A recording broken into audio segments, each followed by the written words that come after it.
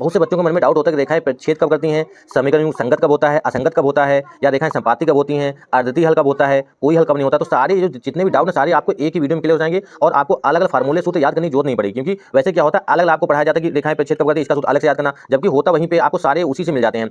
अगर रेखाएं और रैखिक समीकरण युग्म इस प्रकार से दिया है a1x plus b1y plus c1 बराबर 0 तथा a2x plus b2y plus c2 बराबर 0 है, तो पहला समीकरण आपको याद रखना है, ये वाला फार्मूला याद रखना कि a1/a2 does not equal to b1/b2। अगर a1/a2 का मान b1/b2 के मान के बराबर नहीं है तो रेखाएं क्या करती हैं, रेखाएं प्रतिच्छेद करती हैं। रेखाएं क्या करती हैं, रेखाएं प्रतिच्छेद करती हैं, मतलब एक दूसरे को काटती हैं। और जो समीकरण युग्म होगा, समीकरण का युग्म जो होगा वो कैसा होगा, संगत होगा। कैसा होगा, संगत होगा। और समीकरण युग्म का केवल एक हल होगा। एक हल का मतलब है अद्वितीय हल होगा। कैसा हल होगा, अद्वितीय हल होगा, उसका एक ही हल होगा।